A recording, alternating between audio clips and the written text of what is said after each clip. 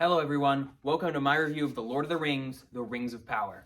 I've been super hyped up for this show for a long time. This is my full review of Season 1. By the way, full spoilers for the series, so if you have not watched it yet, be warned, because I will not be holding back on this one. So, yeah, Season 1 of The Lord of the Rings, Rings of Power. I've got a lot to say, and honestly, I don't really have any negatives. There's really nothing with this show where I was like, oh, I didn't like that aspect of it, you know? The entire thing was just so solid for me. I mean, in some parts, the plot twists were a little predictable, but that wasn't too big of a thing for me.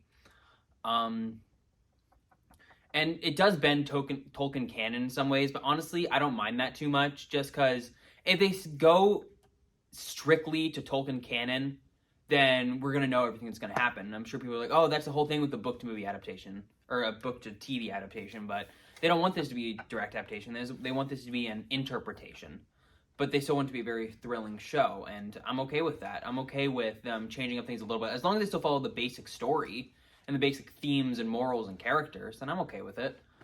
If they, like, bend the timeline a bit, you know? So I don't really mind that too much. But first off, on to the positives of the whole season. First off, it feels so freaking good to be back in Middle-earth. The original Lord of the Rings trilogy are some of my favorite movies of all time. They're perfect. The Hobbit trilogy, I saw them all in theaters, and even though a lot of people don't like them, I really like them. There's some movies that are really special to me. I've read the books, and I played the games. I just love Middle-earth, and it feels so good to be back. Even if it is a bit of a different interpretation to, you know, the Warner Bros. Products, the movies, I don't mind it too much, because it's still so purely Tolkien. The visuals and the world are stunning. I love the use of the maps. I love the environment. You can really tell how well the budget went into it. I think the music is also phenomenal. Bear McCreary and Howard Shore's musical scores are phenomenal and really stand out, as they're just so similar to the music from the last movies, but also so unique to this show, where they can be epic with the battle scenes. They can be very low-key, but also, you know, medieval with the Hobbit themes. And the dwarf music is so amazing with all the chanting and clanking. I think it works out really well. Both original songs that they wrote for the show, This Wandering Day and Where Shadows Lie, are amazing. This Wandering Day feels ripped right out of Hobbit tales and is so fitting. I just love the way it was sung. And then Where Shadows Lie, as this darker version of course, it's an iconic 3 rings, 1 ring to rule them all verse from the book. Really well done.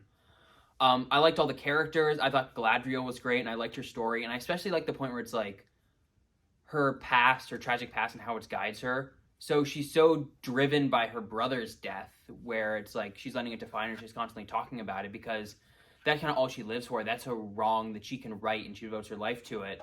But then her husband Celeborn disappearing and being presumed dead, that's nothing she could have changed, nothing she can fix now, so she doesn't talk about it. And I think that's a very interesting aspect to her character, as she lets this grief consume her, and that leads her into war. But she's still very wise and smart, but she doesn't necessarily always make the smartest decisions. Sometimes you need people to guide her, and I think she works great in the show. I love Elrond and Durin and Disa and the whole dwarf storyline. I think they're amazing. The bond between Elrond and Durin is phenomenal, and they're probably my favorite 2 characters from the show.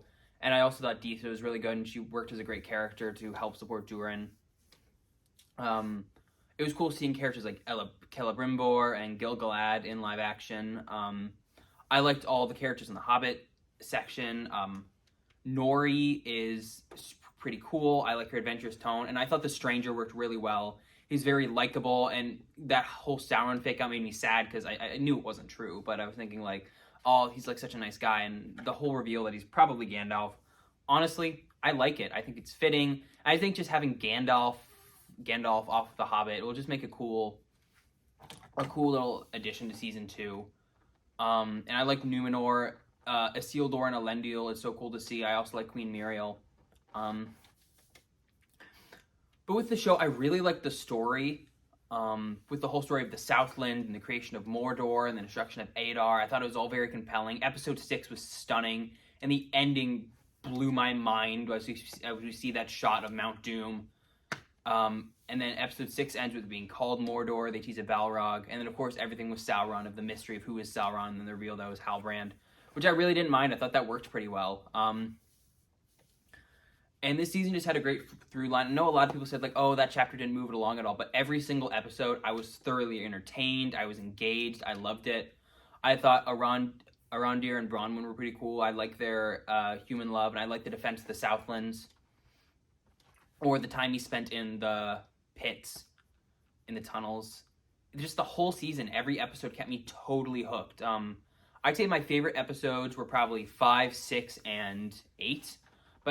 And my least favorite was maybe episode 4 or episode 2. No, I liked episode 2. But honestly, the whole show, the entire time, I was just totally into it, totally hooked. I loved every episode.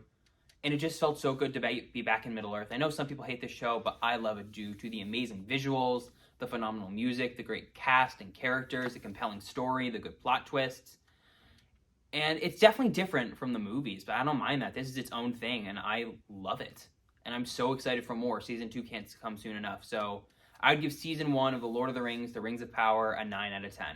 Great TV. I loved it so much. And yeah, my next video coming up, a Black Adam review, coming up very soon. Hope you guys liked the video, and I'll see you all soon. Bye-bye.